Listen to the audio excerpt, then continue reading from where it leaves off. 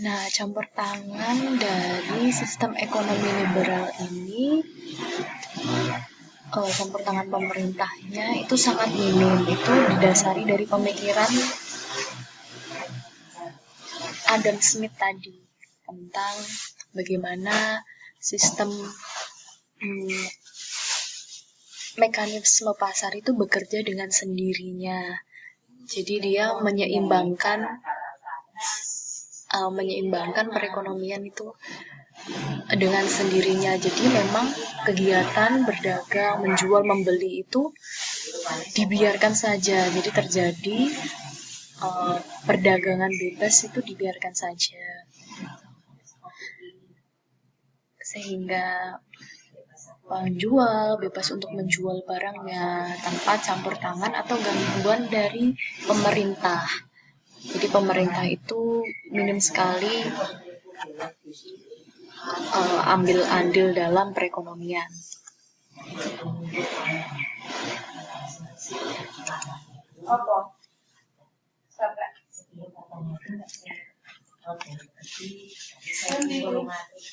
Kemudian ini adalah contoh-contoh dari negara yang menganut sistem kapitalis. Ada Belanda, ada Prancis, ada Amerika, Swedia. Nah, ini negara-negara yang menganut sistem ekonomi kapitalis atau liberal tadi. Nah, sekarang kita masuk kepada sistem ekonomi yang ketiga, yaitu sistem ekonomi komando atau sosialis. Jadi ini sangat berbanding terbalik dengan sistem yang sudah kita sebutkan tadi, yaitu sistem yang digagas oleh pemikiran Adam Smith. Nah, sistem perekonomian komando ini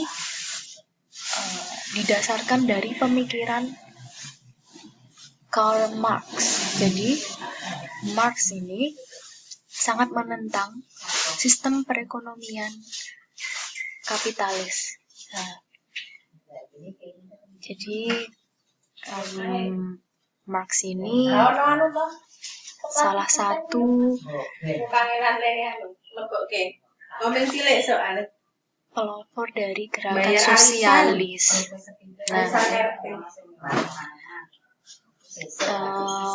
Marx ini memang sangat menentang adanya sistem kapitalis karena dianggap itu mengeksploitasi buruh-buruh yang ada, sehingga dia sangat menentang sistem itu. Karena kan di kapitalis itu, sistem ekonomi kapitalis kan mengejar produksi yang tinggi.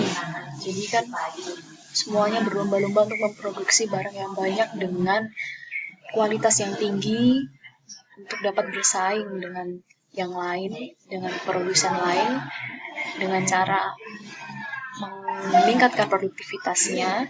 Nah, itu yang menjadi yang membuat para pemilik modal itu mengeksploitasi buruh-buruhnya, sehingga Marx ini tidak menyukai hal tersebut, sehingga muncullah dia mengeluarkan gagasan dari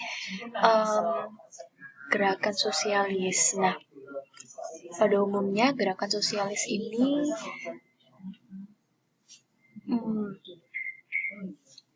bertujuan untuk menciptakan pemerataan sosialis yang lebih besar, yang tidak mengandalkan individu-individu atau institusi privat untuk mengelola sumber-sumber produksi. Jadi yang semula tadi di liberalis itu individu sangat berperan penting, sekarang menjadi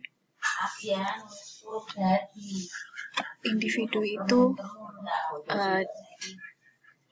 jadi hak individunya itu dibantah. Istilahnya yang lebih ditekankan adalah kepentingan bersama, jadi bukan individu-individu sendiri, seperti yang telah disebutkan di sistem ekonomi liberalis tadi sebelumnya oleh Adam Smith tadi. Nah,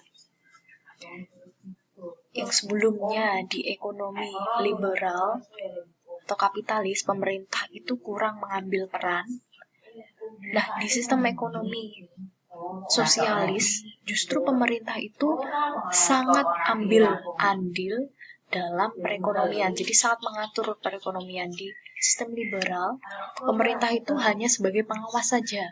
Tapi di dalam sistem ekonomi sosialis, jadi pemerintah itu berperan sebagai perencana, pelaksana, dan juga pengawas. Jadi memang peran pemerintah sangat besar untuk dalam kegiatan ekonomi. Nah, ciri-cirinya adalah sumber daya ekonomi diklaim sebagai milik negara, bukan individu-individu lagi, tapi milik negara.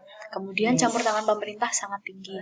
Jadi pemerintah tidak hanya mengawasi, tapi juga mengatur, merencanakan, dan juga melaksanakan juga pemerintah. Jadi andilnya sangat tinggi dalam perekonomian. Kemudian tidak ada pengakuan atas hak-hak pribadi atau individu. Jadi memang kepemilikan semuanya itu diklaim milik bersama, bukan individu-individu lagi. Seperti itu. Nah, contoh-contoh negara yang menganut sistem ekonomi komando ini ada Cina, ada Kuba, dan juga Rusia. Kemudian kita masuk kepada sistem ekonomi yang keempat, yaitu sistem ekonomi campuran. Nah, sistem ekonomi campuran ini memiliki ciri-ciri kekuasaan dan kebebasan di antara swasta dan negara berdampingan.